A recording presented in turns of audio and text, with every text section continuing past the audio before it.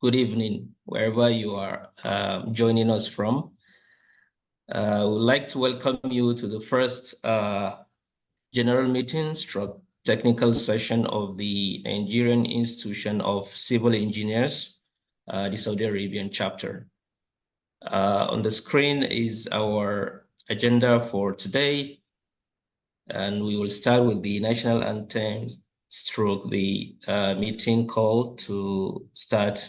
It's supposed to be at 1 o'clock, but due to some issues here and there. And I would like to invite Dr. Maruf to go ahead with the first and second item of the agenda. So he will coordinate for the national anthem and meeting call, and also at the same time, opening remarks as the chairman of the steering committee of this chapter. Thank you once again for joining us. The floor is open for Dr. Maruf. Please, Engineer Maruf, go ahead. Yeah, okay. Thank you very much, Engineer Abdullah, for opening the first agenda for us in today's technical session, stroke technical presentation. So first of all, let's begin with the national anthem, second stanza. And I want to go. O God of creation, that noble cause, guide our leaders right, help our youth the truth to know, in love and honesty to grow, and living just and true. So there is conflict. You cancel this and attain to build a nation where peace and justice shall reign. So for some of us who have not known it, I think we have a challenge right here for us to commit it to memory. It's quite very important. And when we look at the lyrics and the meaning,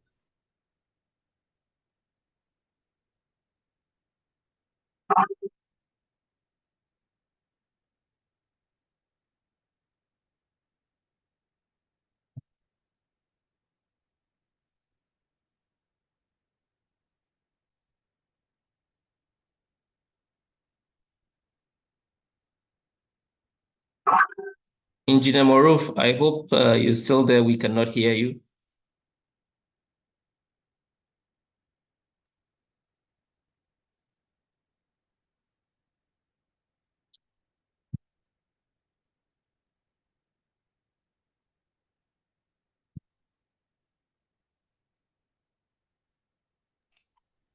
hello? Hello. Okay, you are back now. Yes. We lost you. Yes, sorry. Yeah. Yes, I will begin now with opening remark. As we know, Saudi Arabia is one of the latest branches of Nigerian Society of Engineers.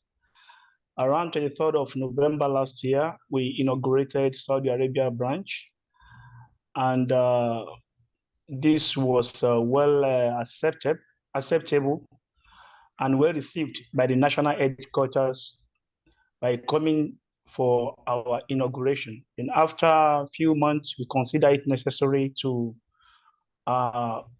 open a division of Nigeria Institute of Civil Engineers. And in order to do that, it's quite very important to have ourselves well organized. Not only the technical meeting and general meeting are quite very essential, and we have to convince the national body that we are up to the task. So in this process, we considered it very important to have technical session every month. And this is the first technical session we are going to have. And we are very capable, an academic, a scholar of repute is going to be the first presenter addressing the flood controls, inundation, effect and challenges, and how best to manage this in order to ensure environmental sustainability. So, and I'm very sure the presenter, engineer Dr. Salih Lukman, is already with us. Is going to be do justice with the topic. And one of the important processes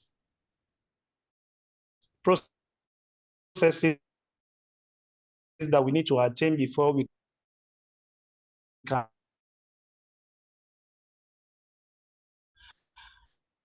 accreditation or approval of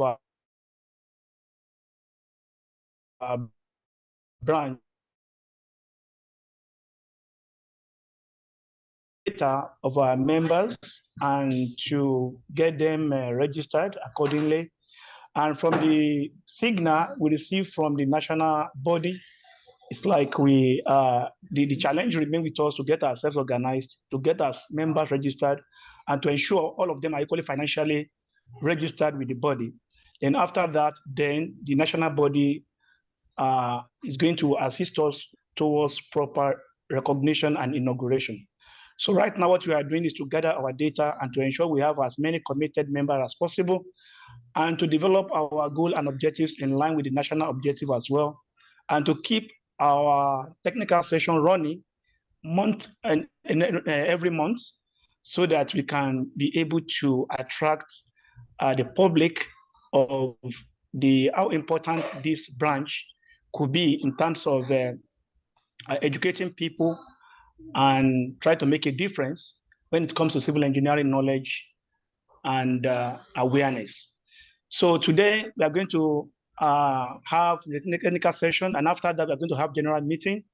And this meeting is quite very important. It's one of the requirements expected of us, that we should have general meeting and the members should register their presence by signing the minute of the meeting. So we need these two general meetings to be sent to headquarters in line with financial commitment member that we are going to send as well. So on these notes, I will stop and here to allow our lead presenter, our guest lecturer, engineer Dr. Salih Lukman, to take on the topic.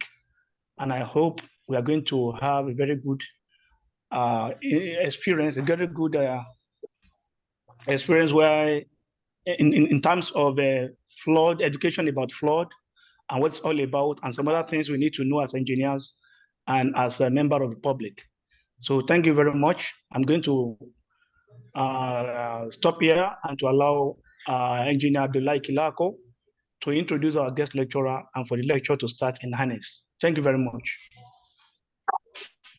Thank you, Engineer Maruf, our able chairman or steering committee chairman.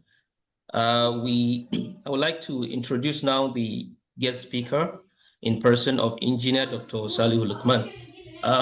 Engineer Dr. Salih Lukman hails from Zaria, where he got his first and second degree in water resources and environmental engineering from Ahmadu Bello University, after which he proceeded to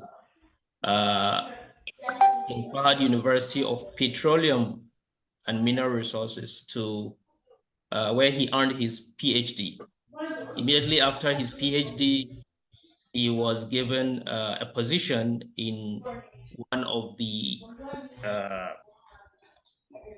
daughter universities of the King Fahd University of Petroleum and Minerals, which is University of Hafr-Balden. He was an assistant professor with the King Fahd University for a year, after which the university transformed to University of Hafr-Balden. Dr. Salih Lukman coordinated 3 bachelor degree programs in the University of Hafr-Balden as a chair, which is mechanical engineering, civil engineering, and chemical engineering. And he has supervised 2 associate degree programs, which is mechanical engineering technology and non-destructive evaluation technology. Dr. Salih Lukman is an experienced academic, over 24 years experience and supervision. He has supervised several BS, masters, and PhD students at different capacities. And Dr. Salih Lukman, to his credit, he has over 100 publication ranging from peer-reviewed journals, book chapters, conference presentation, peer-reviewed conference proceedings, and all that. Dr. Salu Lukman also has presented technical workshops in Nigeria, in Saudi Arabia, in Malaysia, and many others. Dr. Salu Lukman also have attended workshops on higher education, teaching in higher education. He has participated in a lot of curriculum development for University of Hafr al-Batin and King Fahd University of Petroleum and Mineral Resources. He has also participated in updating the curriculum of Ahmadu Bello University Water Resources and Environmental Engineering programs. Dr. Salu Lukman has vast experience in water engineering, environmental engineering, and more. The time will not allow us to give details of the vast experience of engineer Dr. Salu Lukman. I would like to stop here and give him the floor to start with the presentation. And thank you very much, Engineer Dr. Salu Lukman, for accepting our invitation. The floor is yours. Thank you. It's my pleasure, Engineer Abdullah. Let me share my screen. Yes.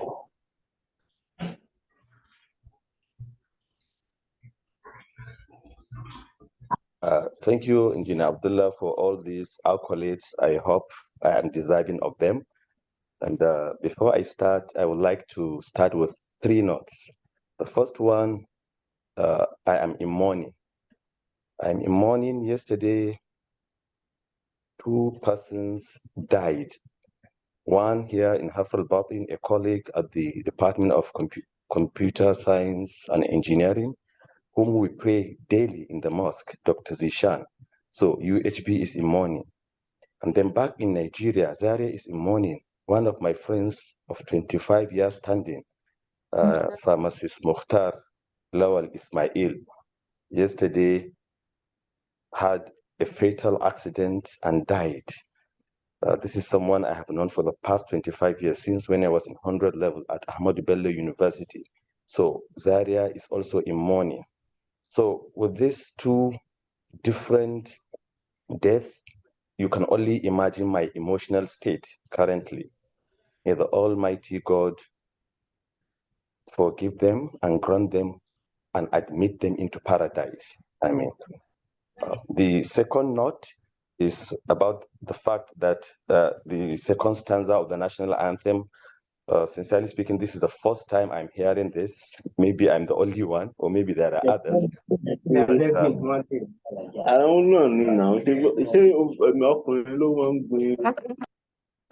But this is the first time I'm hearing this second stanza. I will have to go and learn it. Thank you, Dr. Moro, for posting it. So I will have to go and study it. I have never heard of this second stanza before. And thirdly, this presentation is considered as like a part 2, because on 27 September last year, I presented to the Nigerian Society of Engineers, Eastern Province branch, a topic called catastrophic flood events. Who is to blame? So if you have time, you can watch it on my YouTube channel, the video. And then this will serve more or less like a part 2, where we are going to build on what I have already started. So for context. So back to business. Let me make it all right. The topic for our today's webinar is From Deluge to Drought, Decoding Floods, Fighting Back, and Flying High with New Solutions. What do I intend to cover under all these domains? Basically, it can be splitted into 3. So we have decoding flood, where we have 3 items to discuss: definition, frequencies, and types. And then fighting back, where we'll discuss 4 different items: their drainage, floodplain, global warming, and forecasting. Then finally, we'll look at flying high with new solution. What do I mean by that? We'll look at cloud seeding and cloud transfer. Now, before we start, let me throw a simple question. This is a diagram depicting water cycle. What do you think is the #1 cause of the increased frequency and intensity of flood events, catastrophic flood events globally? What do you think is just one, the #1 cause of this increase of flood events globally? You can type it, or you can just unmute yourself and just tell me. What in your opinion, because like I was saying, this topic is not only a topic for civil engineers, it's a topic of concern that cuts across, I mean, all disciplines, because so long as you live on Earth, then you have witnessed floods, you have seen floods, or you have read about flood events taking place on different parts of the world. So this topic is not only for civil engineers, it is for all and sundry. So who can just, what do you think is the #1 cause of all these events? Can anybody try to attempt? There is no right or wrong answer, so you can just say your mind.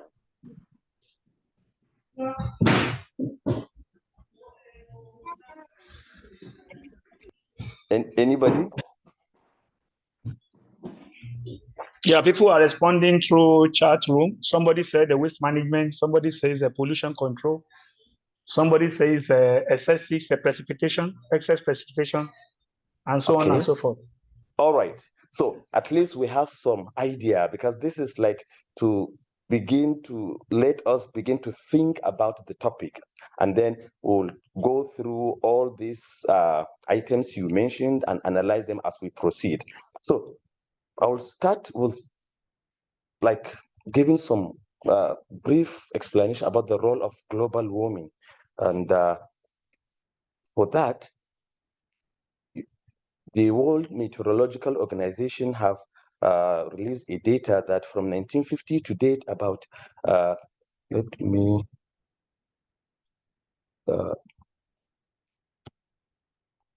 remove this.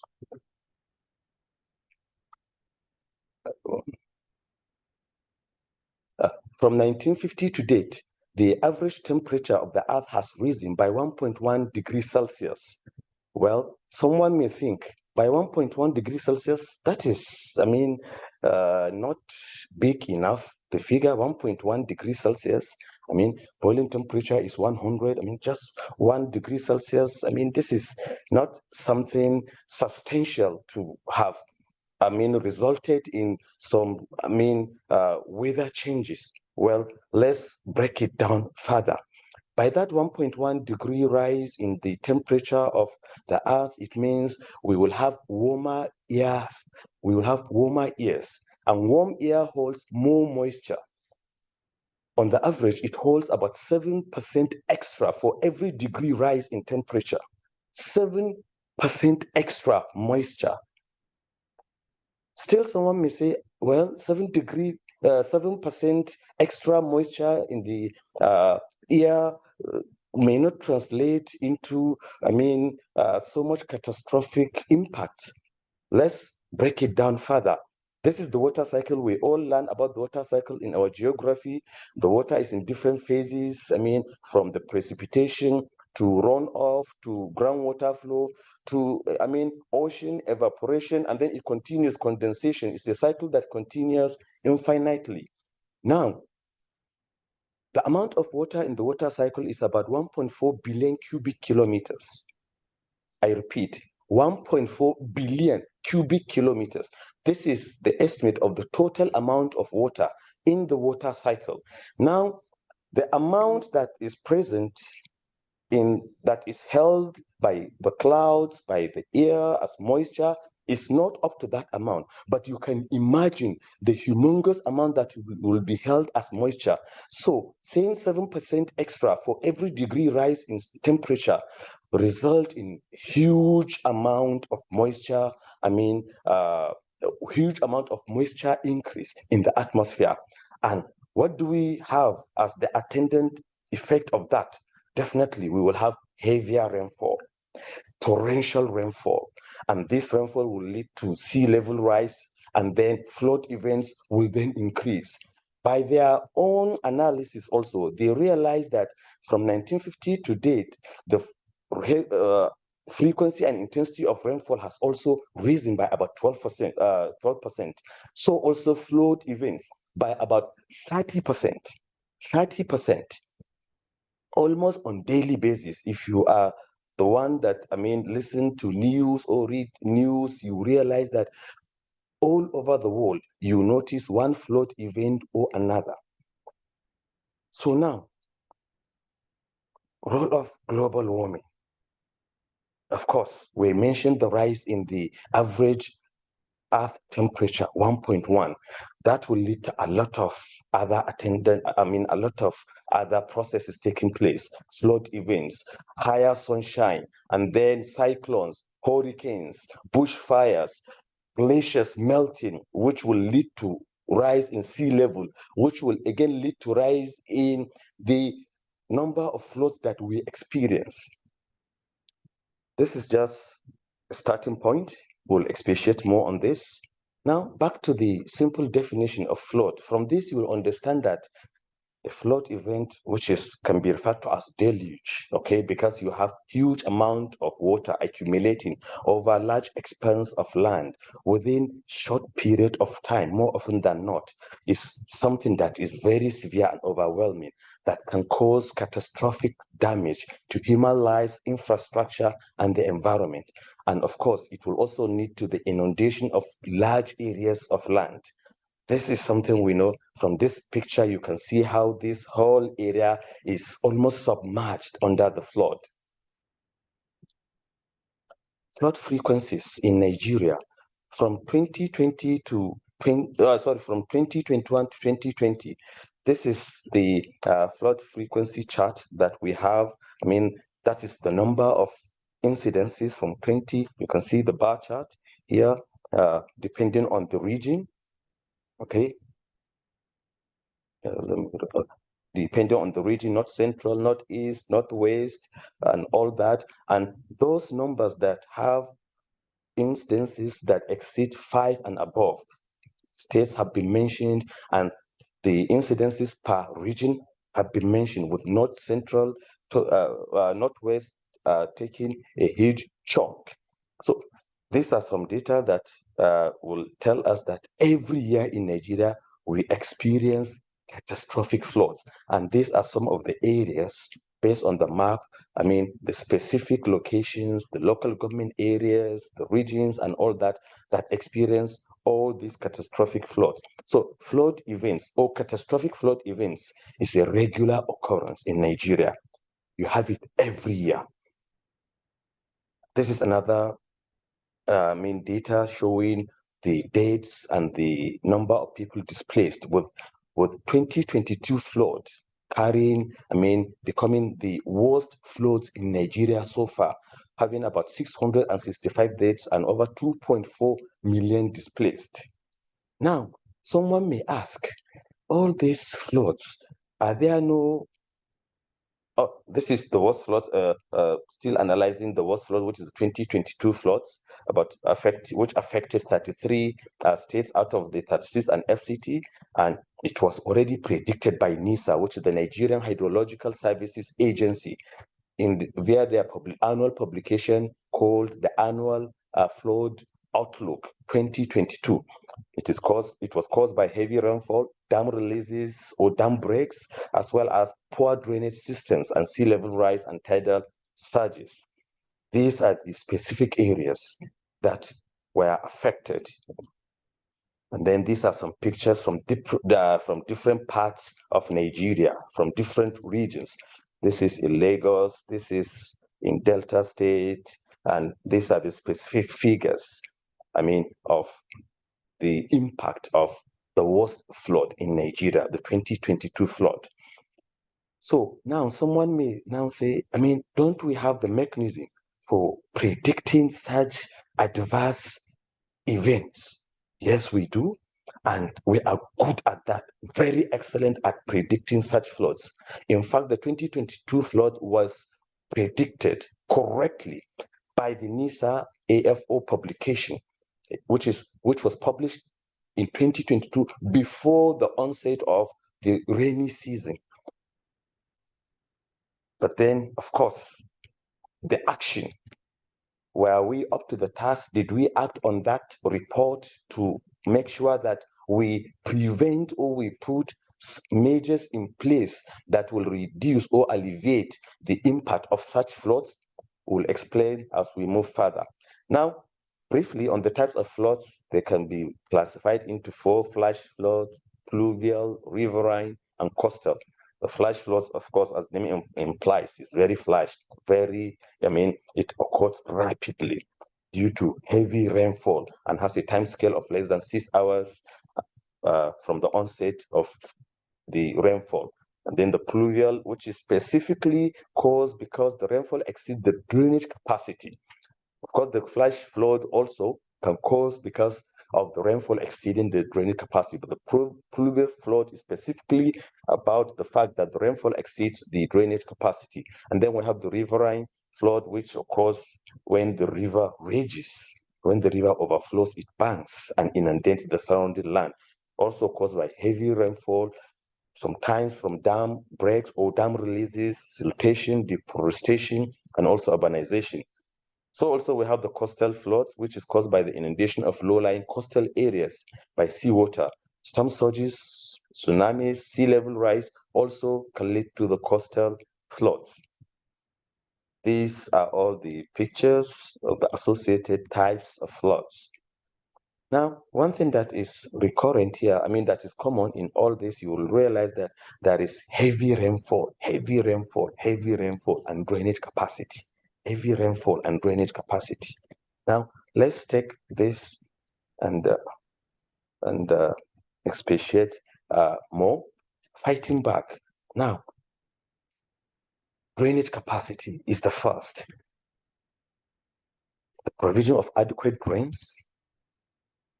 Adequate drains, of course, it means that they have good capacity to drain the expected rainfall within that area. And then it has to be efficiently designed. More often than not, our drains are just dug, without any engineering design, more often than not. So when you have some unexpected flow, torrential rainfall, our drains capacity become unable to handle such torrential rainfall, and then they become flooded, including the adjacent areas. So efficient design of drains is very critical because it's one of the main causes of flood events globally. Then we have the floodplain delineation. The floodplain is the area of land susceptible to flooding, the area around the rivers and streams, the banks, which is not expected to be inhabited by buildings, by residential buildings and all that. So the floodplains is supposed to be free from any development, so that in the event that the flood reaches that level, there will be no danger of submersion. There will be no danger of inundation of such areas. And this can be determined by several factors, by several engineering, hydrologic modeling, hydraulic modeling. They are all there, HEC-RAS, HEC-HMS, SWAT, and the like, and flood data. Now, coming to the big one, the global warming. It is also one of the biggest causes of flood events. But then, this global warming, I have started with it because it is very crucial and critical. And globally, it is one of, if not the number one cause of all these flood events that we are encountering, and the surge in the flood events.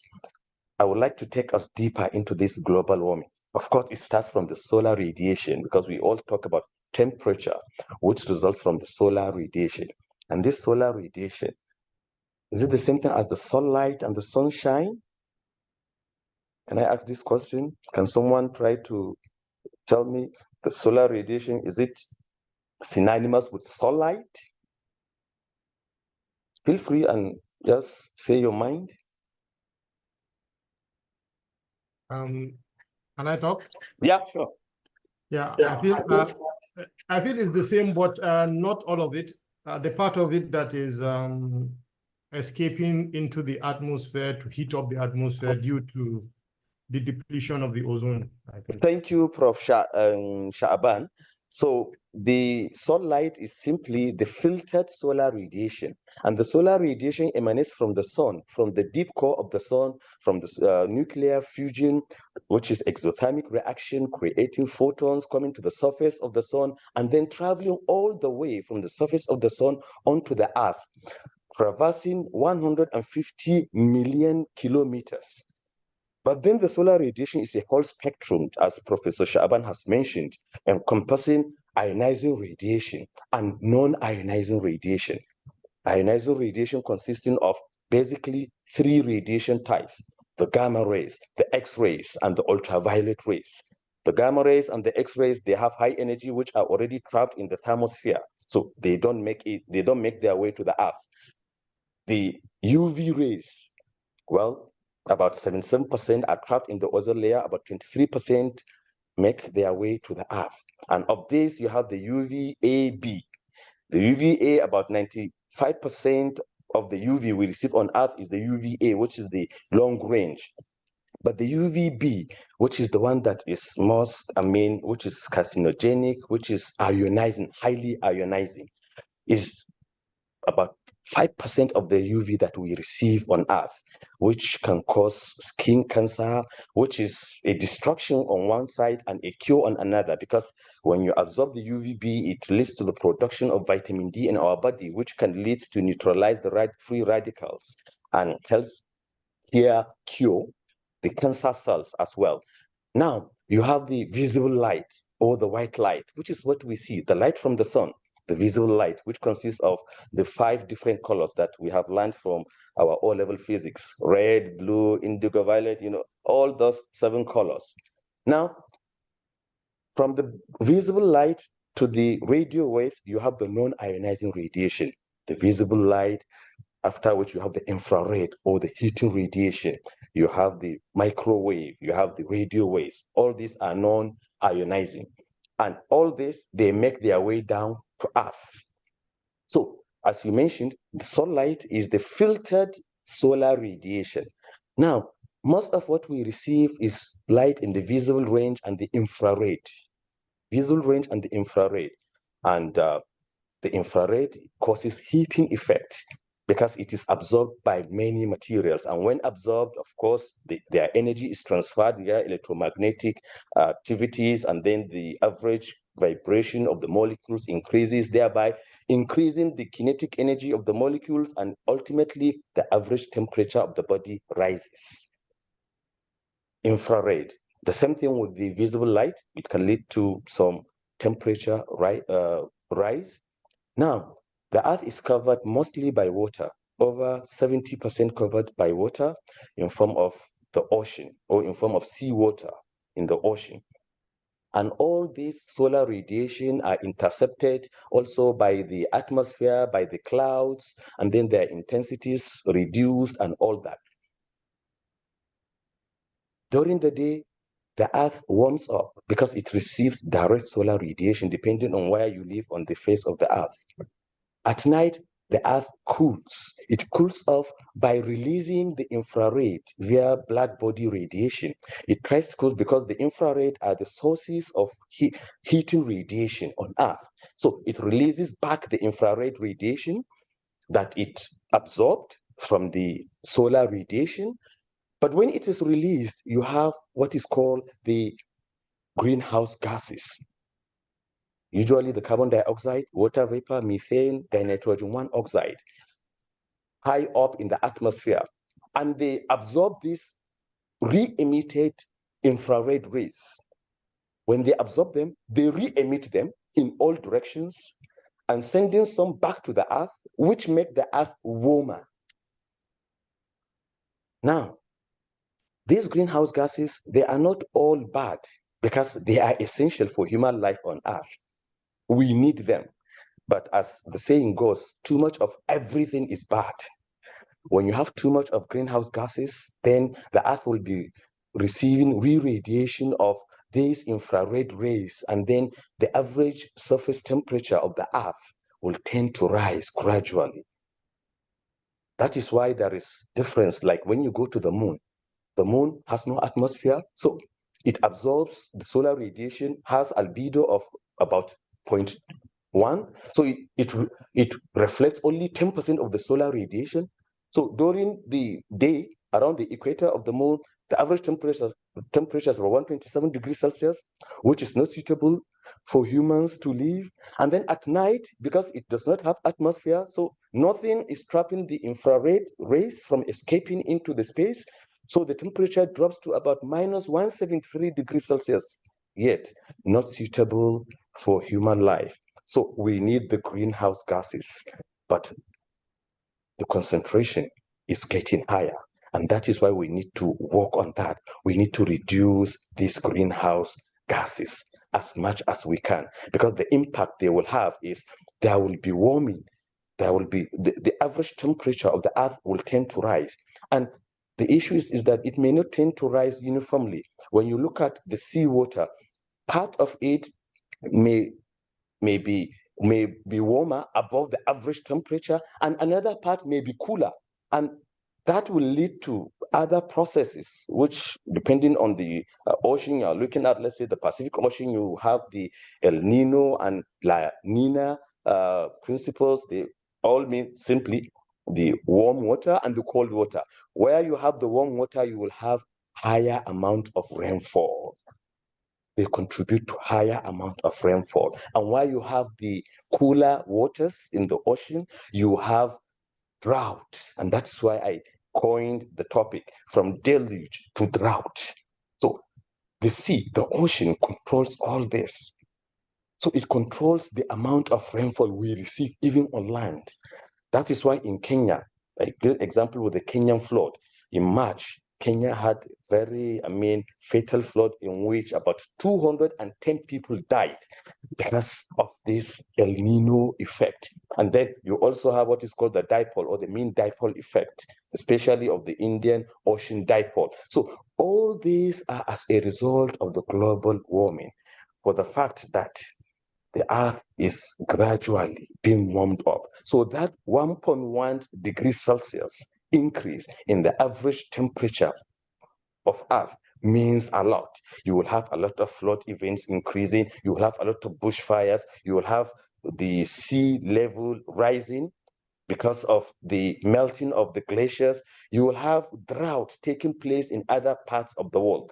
So global warming is real. And anything we can do to reduce the impact of global warming, it will go a long way to reducing the frequencies and the intensities of flood events that we experience every now and then globally.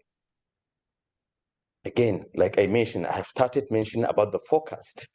So another way to fight back flood events is the forecast. When you know that this area, if I follow this route, there is a lion that is devouring people there. Definitely you will not follow that route. You will try to take an alternative, safer route. Fortunately, in Nigeria, we have excellent means of forecasting these flood events. The first and the foremost is the Nigerian Hydrological Services Agency in its annual publication of the Annual Flood Outlook. From 2021, it publishes a report, it projects, it employs hydraulic and hydrologic modeling, basically using the soil and water assessment tool, SWAT, to forecast the areas that will experience flooding, with the specific number of people that will be affected, with the kilometer radius that will be affected, to that accuracy. And then the NIMET also uses other tools such as the numerical weather forecasting tool and the satellite imagery, as well as NEMA, the National Emergency Management Agencies. They also use the GIS to delineate, to forecast these flood events. For instance, this is for NIMET forecasting the rainfall across Nigeria in July of 2023. But then what happens when these forecasts are made? They are supposed to be communicated to state governments, to the federal government, so that they take good concrete actions at averting the impact of these flood events. This is 2024 on April, just last month, April 16th, the Minister of Water Resources and Sanitation, Professor Joseph Useb, launched the annual flood outlook of 2024 in Abuja, where these are the copies, where in the outlook they forecasted they forecast that 148 local governments will be affected with high flood. They are at risk of high flood in 31 states. And then for moderate flood risk areas, they forecast that 249 local governments in 35 states and the federal capital are at risk of low flood risk. These are some of the states that are listed. And then now, there is a standing or an ad hoc committee under the National Economic Council, which is launched or inaugurated by the President Bola Ahmed Tinubu, on flood mitigation, adaptation, preparedness, and response. Well, as we know, sometimes things may remain on paper, because all this, I mean, this committee is supposed to work hand in hand with the state governments, because in Nigeria, one of our main causes of flood events is drainage network. We have poor drainage network. So that is the first thing. Of course, we may have also the part of the global warming. We may receive, I mean, an unprecedented heavy rainfall in some areas as well, and sometimes coastal surges on coastal areas. But the fact remains that we have poor drainage network. Where they exist, we have poor maintenance. The drainage networks are supposed to be maintained, are supposed to be well maintained to avert such catastrophic flood events. We also hope that the country will, under this committee and the state governments, will study this flood forecast and then do the needful to avert catastrophic flood events in 2024. Fatima, Menini, Mamani, good job. But then, Dr. Shaban, mute yourself, please. Flying high with new solution. Having analyzed the 4 different key areas that we can fight back, now we move to, will I say the last part, which is flying high with new solutions. And under this, we will look at cloud seeding or artificial rain. This is one of the trending topics nowadays, and cloud seeding, as the name implies, is simply manipulating the existing clouds to produce more rain in areas where you have less rain, in the arid and semi-arid regions, okay, in the desert. So this is especially lucrative to those areas, in the Middle East, because they are usually the arid region. They receive very few amount of rainfall annually, and this is achieved usually using aircraft to drop tiny ice nuclei of salt particles like silver iodide and potassium iodide into certain types of self-freezing clouds. This salt, they enhance the agglomeration, the condensation of moisture. And once moisture coalesces around these salt particles, they become heavier. And once they become heavier, gravity becomes the order of the day. The gravity now, pulls the rain, pulls the condensed water, or pushes the condensed water. Let me ask this question again. Can someone, when the rain condensed, into a bigger molecule, does gravity pulls that heavier molecule or pushes that heavier molecule?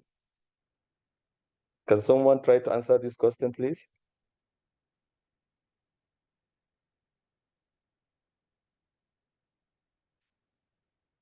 Yes, unmute yourself and then tell me what you think. Yes, I feel it pulls it towards itself. It pulls the heavier molecule towards the earth. Okay. Yes, towards the earth. Yeah.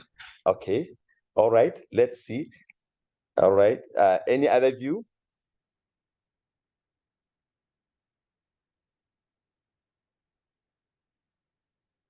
All right.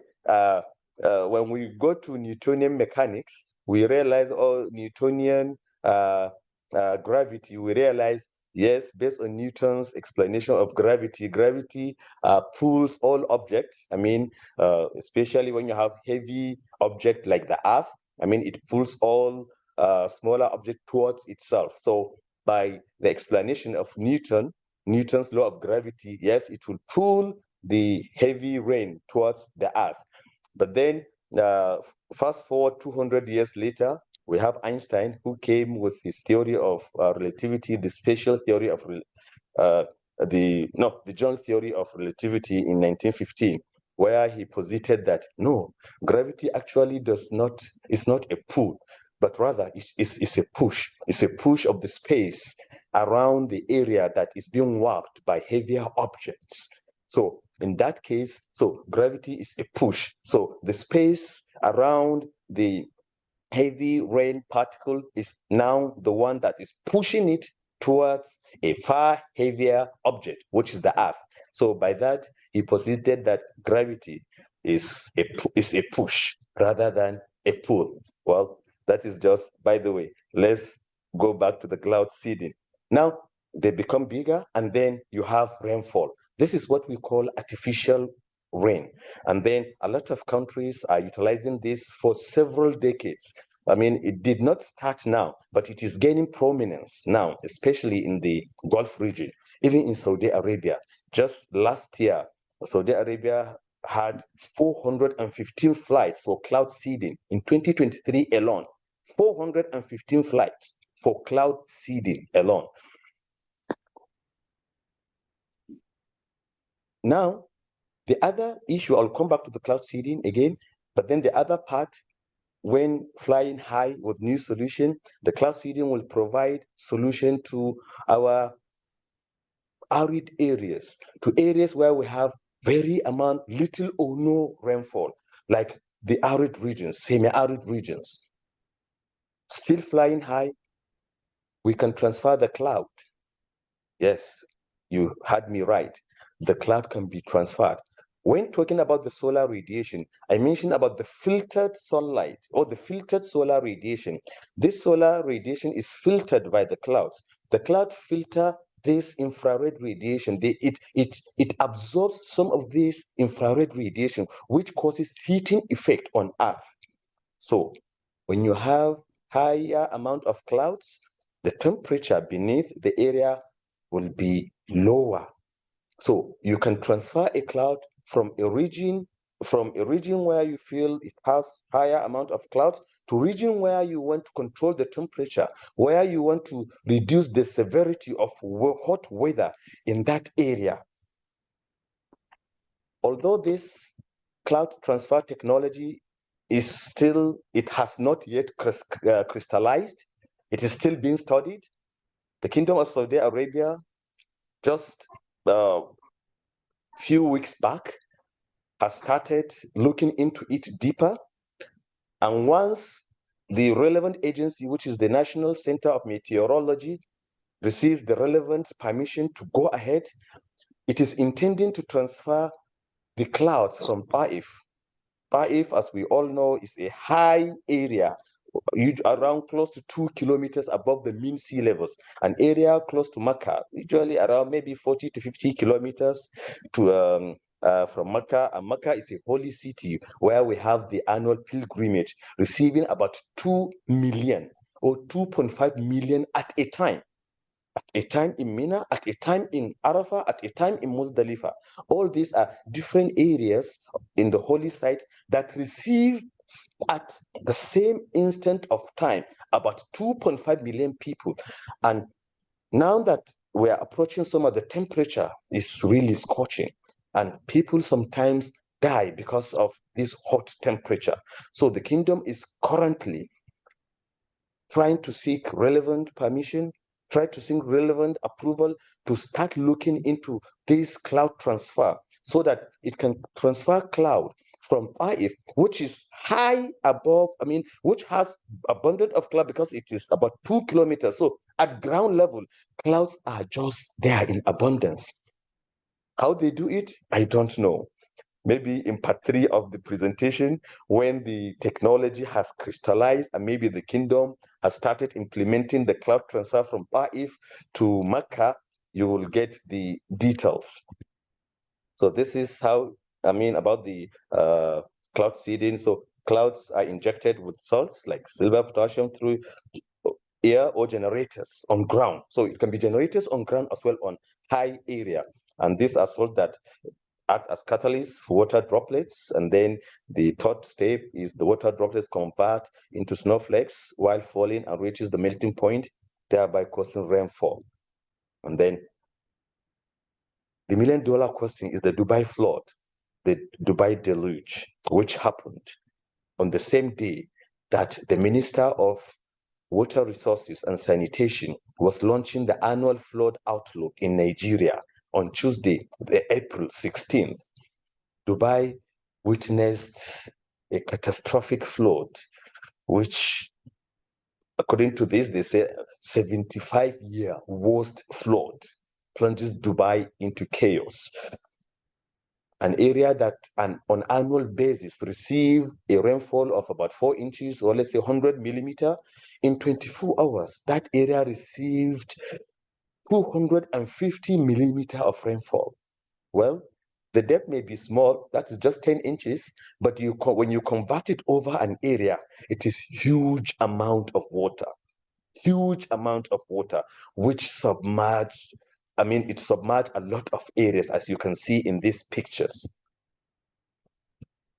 But then several outlets now laid claim that Dubai experienced this flood because of the cloud seeding operations that it is undertaking.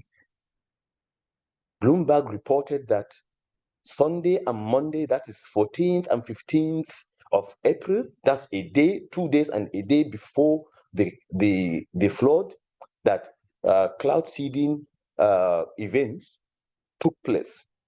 But then BBC, when it tried to independently verify that claim by Bloomberg, it couldn't. So, does the cloud seeding lead to flood events? Experts in the area of cloud science and meteorology in the UK, the Imperial College, the University of Reading, as well as in the UAE, have all posited that no, cloud seeding does not lead to flooding. It has very insignificant impact on flooding. And in fact, even if cloud seeding event took place a day before the flood took place, it then means that the atmosphere is already having large amount of moisture even before the cloud seeding took place. And then again, to buttress their point, this Dubai flood did not only take place in Dubai, it took place in the region from Oman to Bahrain. In Oman also, some people died on the same day. Even here in Saudi Arabia, there was, it wasn't so severe, but I think even classes were cancelled on that day. So it did not take place on Dubai alone. It took place in the whole region. So even if cloud seeding took place on Dubai, so it wouldn't have affected the other region. It wouldn't have caused floods in other regions. So the basic fact remains, cloud seeding has a very insignificant impact on causing flood events. And the Dubai flood is simply a result of having heavier rainfall than usual as a result of the ocean waves, as a result of what I described earlier, the El Nino, the La Nina, and all that. The warming, having the seawater temperature to be raised above average, and then thereby having the atmosphere to have higher moisture than usual. Now, this is Taif. This is road to Taif. You can clearly see the clouds, just on the road, like covering the surface of the roads. For anybody who has traveled from Mecca to Taif or from Taif to Mecca will attest to this. I mean, kind of this kind of cloud. And then Saudi Arabia is trying to move these clouds from Taif to Mecca. How they do it, time shall tell. We will wait and see this technology crystallizes, and then we'll report back, probably in a part 3 seminar in future. Now, I would like to play this video demonstrating the cloud seeding. It is a 3-minute video, so please sit back and let's watch together. It demonstrates the practical, application, the practical implementation of the cloud seeding.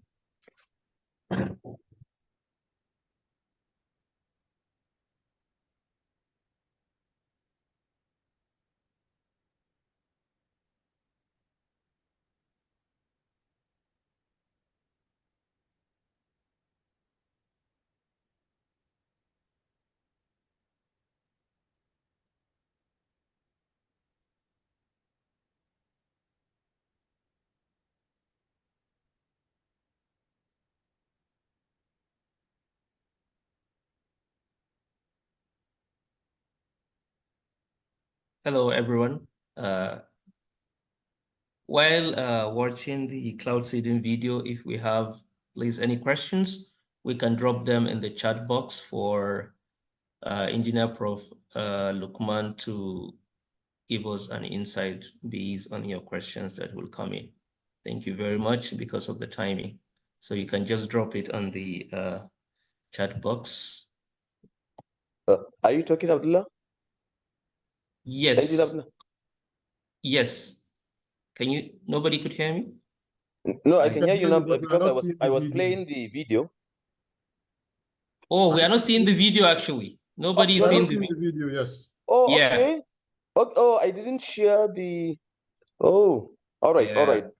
I was just saying people can drop their questions while watching. So can you see the video? Can you see the screen? Yes. Can you see it now? Yes. Okay, then let me I'm replaying it now. It's very visible now.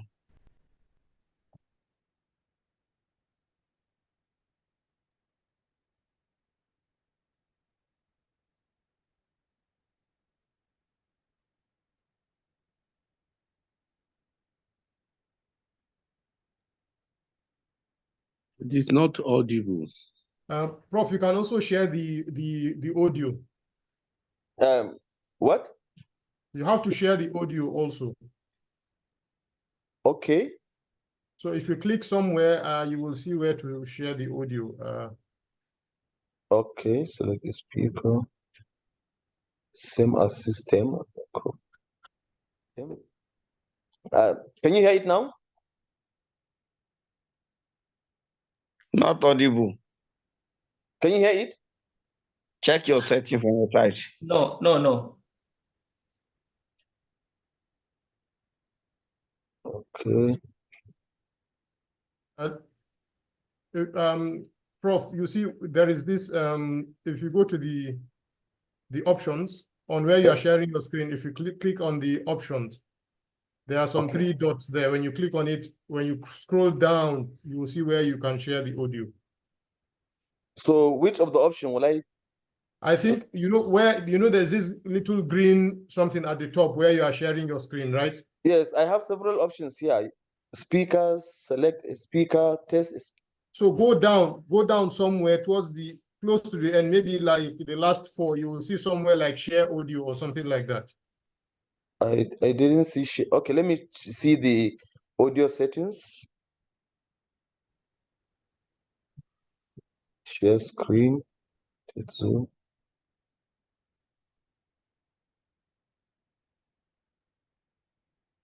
Okay. Share my screen.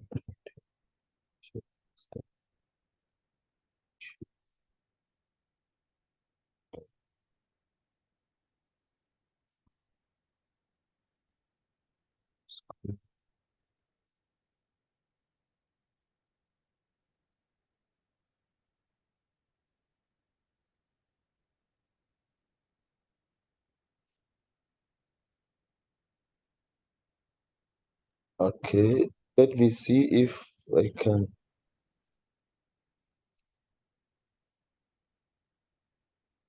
Can you hear it now?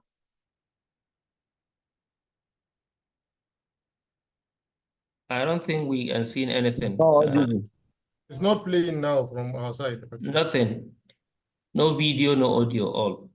Okay, let me choose the sharing option again. Hello, Prof. I suggest you share the link so that we can share with our members so they can watch it after the presentation. Okay, all right. All right, thank you. I will do that. I will do that.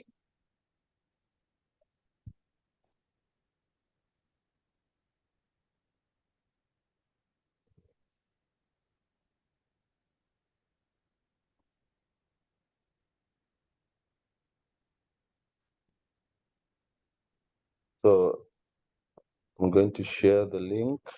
All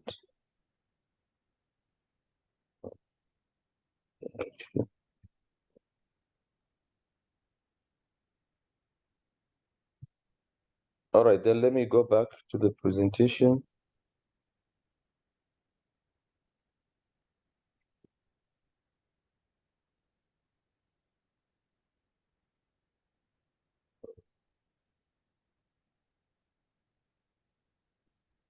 So can you see my presentation now? Sure. Okay. So I'll provide the link. Please take your time and watch it. It's just 3 minutes, and it will really broaden your understanding of the cloud seeding and how it is being done. Okay. And then in conclusion, as I mentioned earlier, Nigeria is facing recurring catastrophic flood events annually. This is a fact. And then many countries also are facing increased floods, like Kenya, Dubai flood, which just took place 16th of April, Kenya in March, and many more are coming. I'm not, forecasting negative, but it's a fact. And cloud seeding has insignificant impacts on flooding. And then if efforts to mitigate climate change should be prioritized by all and sundry. Why I say by all and sundry, yes, the government has a role to play. You as an individual also have a role to play. When you go to buy electronics, buy ones that are energy efficient. When you have the ability to change, your mode of power supply to using renewable sources, do that. When you have ability to buy electric cars and all that, do that. And then, of course, institutional framework is of vital importance. These are some further readings that you can look into for more detailed analysis of flood events. Q&A session now begins. Thank you. Thank you very much, Prof, for this very detailed and educative presentation on floods and how to avert the occurrences through individual and governmental efforts. We appreciate you, and we will now open the floor for question and answer. So if you have any question, you can open your mic or you can drop it in the chat box. Thank you. Engineer Olumo, maybe we could start with you. Please open your mic. Okay. Thank you. Can you hear me now? Yeah, we can hear you. Yes. Thank you. Good morning, all.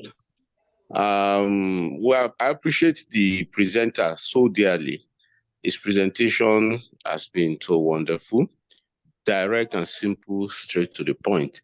But my worry on this flooded thing, I chaired what is it called, annual lecture series that this topic was extensively discussed. The UG Jibril annual public lecture, and a lot of concern were raised. And this concern basically is not the professional side of the concern, but governmental. A lot of time when people advise government from the position of knowledge, I mean, steps were not always quickly taken to avert such a warning. We have government agencies that are saddled with these responsibilities. And as far as me, I'm concerned, I know quite all right, they do what is expected of them. So is there any way, my question now is that, is there any way, is there anything we professionals can do on a kind of situation that it is beyond our own professional competence, that is the law now, the government? Can we do anything? Because it is one thing for you to warn and advise, it is another thing for the government to implement. So I don't know if we could begin to think around other means of averting some of these dangers professionally. So thank you so much. Engineer Sharafuddin is my name, current National Vice Chairman of the Nigerian Institution of Civil Engineers. Thank you, Engineer Sharafuddin. Thank you for your comment and question. As you rightly put it, our hands as as engineers is somehow tied. There is so much we can do about this case, as I rightly mentioned. That is why even, at the national level, I want to say they want to take it serious, because there is a whole committee, even during the Buhari administration, there was a presidential committee on flooding. But then the advice will be made, the technocrats will sit down, write the AFO, give all the state governors for them to take adequate measures to prepare and then do the needful. But then every year you hear of some story, sad story, unfortunately, flood taking place here and there, here and there. What I can say is that, of course, we will still keep pushing to those in government. We will still keep advising them to do the needful. Then on our own, we should also do what we can do. Like I mentioned initially, like I mentioned at the end, is it changing from, this fossil fuel to greener, renewable energy sources? Is it ensuring that we have adequate drains? Let's start from our own homes. Right inside your house, right in front of your house, do you have a very good drainage system? Ensure that you have an adequate drain to drain that area. Ensure that you advise those around you, if they don't, to have good drainage systems such that the area will not be flooded. And then from there, people can take cues. I remember in the area where I live in Nigeria, in Kabama, our road, during the rainy season, it becomes very terrible. So as a community, we came up together and tried to clear all the drains and then dig drains in areas where they are unknown, in order to preserve the dignity or the nature of our road and then avoid flood. So in our own individual capacities, there are a lot of things that we can do. And then again, this lecture is one of them. It is meant to call awareness to individuals, and then those that may have the ears of the government, they can hear something and take it, and then who knows? Next time, you may be the president of Nigeria, and probably when you become the president of Nigeria, flood events will have, a #1 seat in your government. Thank you, Engineer Sharafuddin. Okay, thank you. We go to Engineer Prof. Maruf is raising hand. Maybe. Yes, I think another important thing is the public awareness. More often than not in the Southwest, what constitutes major nuisance in drainage inundation or flood inundation is indiscriminate refuse dumping. And it gets to the point whereby people be waiting for rainfall. As soon as it starts raining, they begin to dump their refuse into the drainage. Ignorantly, they don't know that could probably cause a clog somewhere along the drainage lines, which is going to eventually cause flood inundation, even cause damage to the roads unknowingly. So I think we can start something like public awareness, maybe through align with some NGOs. Few of the NGOs are addressing this kind of concern.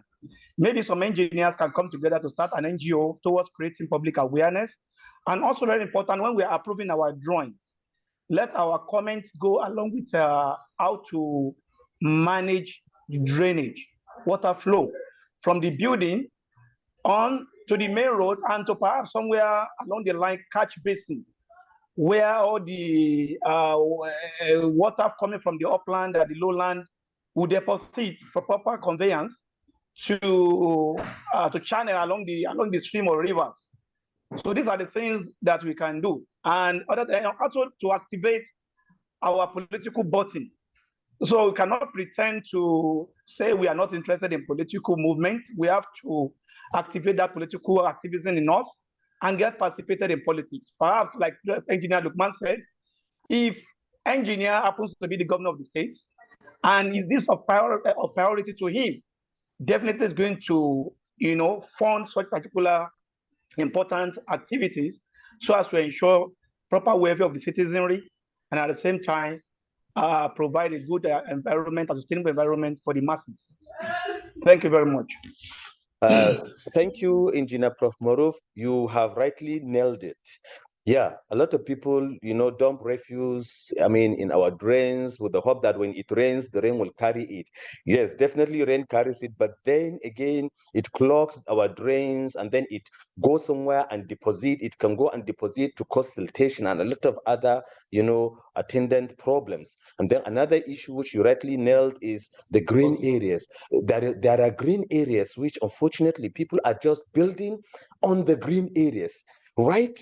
Right beside my home in Kabama, in Zaria, there was a green area because there was a big channel with a culvert, but the green area have all been allocated. People are just building on the green area, just across the culvert, another person, which is lying low because it is low in the area. When it rains, you can forecast that definitely this house is going to be submerged.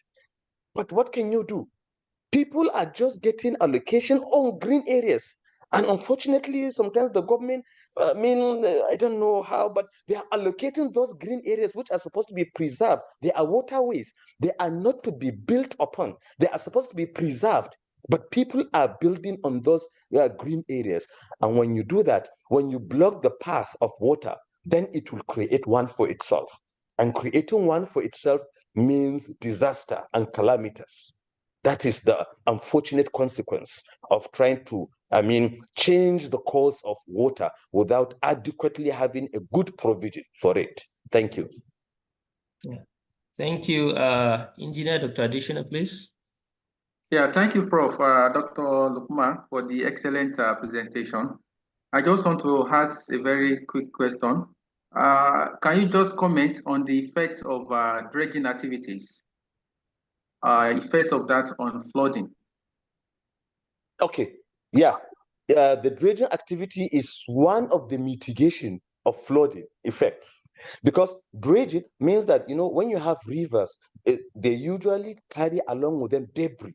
They carry along with them debris, suspended solids, and all that. And these solids, they settle at the bottom of the rivers. When they settle at the bottom over time, over years, they reduce the effective carrying capacity of these rivers, thereby pushing the water up. When they push the water up, it means the river rages. It will inundate the adjacent banks, the adjacent areas, causing flooding effects. So dredging simply means going deep down and dredging and removing all this settled debris that has settled at the bottom of the river. So it is a very, very good move towards alleviating flood disaster events.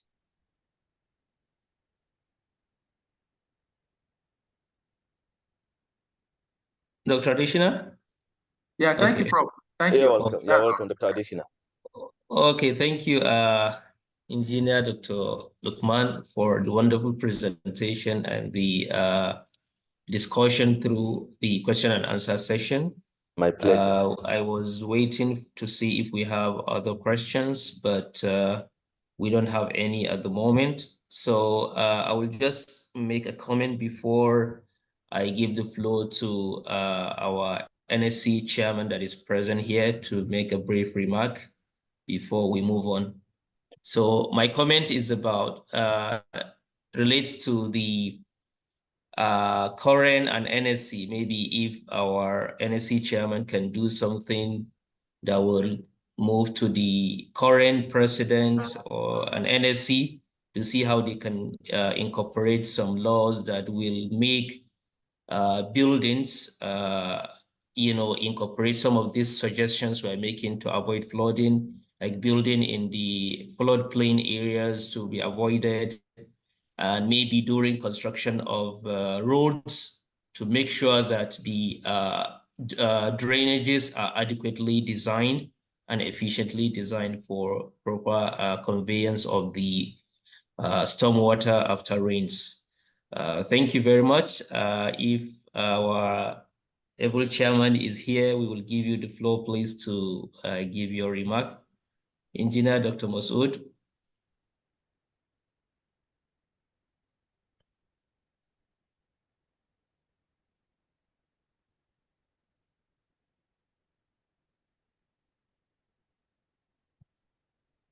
Hello, Engineer Dr. Masood. I hope you are here. Engineer Bilal Masood. Yes, I think he's here, but I don't know. He's not here. Maybe his vice chairman can take over, which is Engineer Dr. Adeshina, if he's not around. Engineer Dr. Adeshina? Yeah, I'm the general secretary. Oh, So, okay. Adeshina is Ayuba is the vice chairman. It's not here. Yeah. Okay. All right. So the general secretary can take over because he's the representative here to. Okay, no problem. I think I can do that. Firstly, I would like to congratulate the steering committee, the Nigerian Institution of Civil Engineers Steering Committee for the Eastern Province, for having the first international technical section.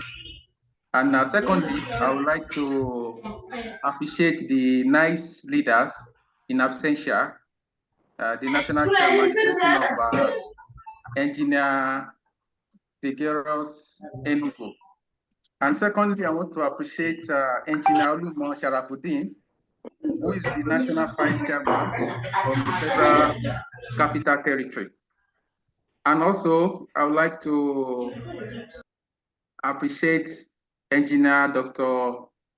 Mrs. Aishatu Aliyu, the current continental representative of Africa in the World Council of Civil Engineers. And I would also like to appreciate the efforts of our branch chairman, the Eastern Province chairman, NSC, for ensuring